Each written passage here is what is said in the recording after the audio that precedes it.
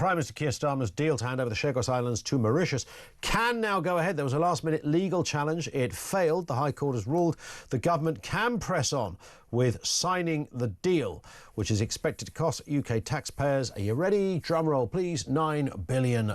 Campaigners launched a legal bid against the Foreign Office late on Wednesday and were granted an emergency injunction in the early hours of this morning. Our reporter Theo Ashwood has been at the High Court as events unfolded. He joins us now from there. Theo, afternoon to you. I mean, curious sort of moment of, no, it's not on, yes, it is on. Just in a sort of abridged fashion, if you can. So what happened in the early hours for this campaign group and who were they? And then what subsequently took place for this to be given the rubber stamp? Yes, there were a couple of Chagosian women who brought an 11-hour legal challenge saying that as a result of this, actually British citizens, but as a result of this deal that Keir Starmer has struck with the Mauritian government to hand back the Chagos Islands to Mauritius, and then we're going to, in effect, rent them back so that we can maintain the military base that is Diego Garcia, which, of course, is key for US strategic interests. They brought a legal challenge, which was heard for 5 hours, right up until 2:30 this morning, and then an interim injunction against the deal was imposed by the High Court, Mr. Justice Goose, and that threw the government choreography for this grand signing into absolute chaos.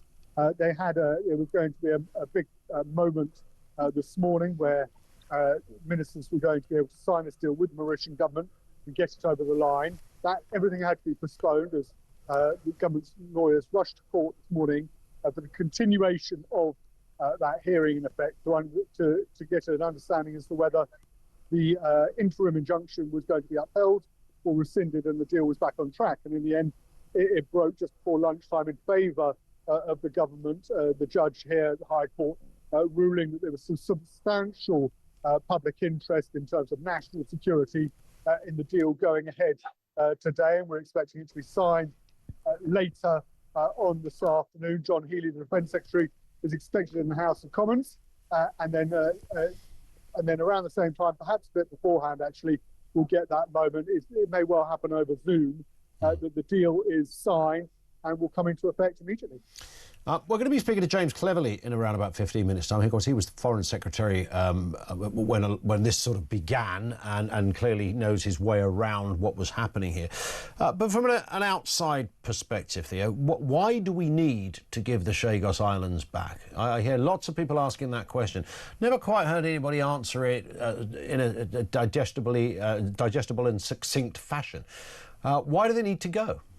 I'll do my best. So this is the government argument. Okay, so don't throw the staple at my head. So the government argument is that there was a legal ruling. In actual fact, the legal ruling was non-binding from the International Court, which said that the Chagos Islands could no longer remain British territory, that they had to be handed over to the Mauritian government. That was the ruling. And interestingly, there was some. The government decided to, in effect, agree with that ruling. So they came up with an idea, a plan, whereby we would hand the islands back to Mauritius. But obviously, as we were just discussing, they are a key strategic outpost for the US military. They launch bombing raids, missions right over the Middle East into the Far East, if they so wish, a launching point. And so the government's argument was that it was going to be necessary to in effect, sign this deal. We pay you say £9 billion. Actually, there's some more. There are other estimates that put the cost as high as £18 billion, possibly over the course of 99 years. And we rent them back. And as part of this deal, the argument from Keir Starmer and others in the government is that the Mauritian government won't be able to allow countries like China with an interest in the islands from setting up their own bases on other islands close to Diego Garcia to spy on US and UK military interests. But the key thing is, and this is what the campaigners against the deal have argued, and those very sceptical about the deal have argued, is that Donald Trump is behind the use of these islands as a key military outpost. They're critical to US military infrastructure, and it would be perfectly possible for Britain to maintain control of the islands ownership of the islands and, in effect, prevent any other, any nations, namely China or others,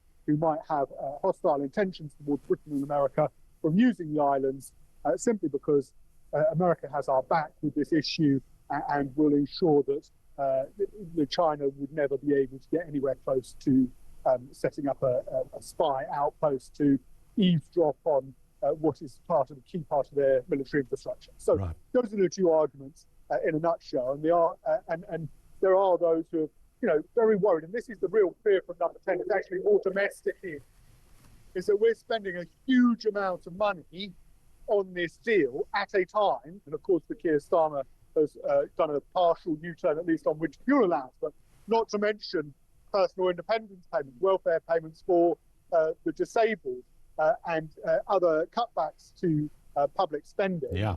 At the same time, of course, is handing this money over to the Mauritian government. But we bought ourselves some security, I suppose, would be the headline surrounding that. Listen, Theo, thank you as ever. Theo Ushwood, outside the High Court, where that decision was originally put on hold. Then the government lawyers went in and argued the case, and now we have the deal going ahead. The cost of UK taxpayers, $9 billion, although, as Theo said, some say it could be $18 billion.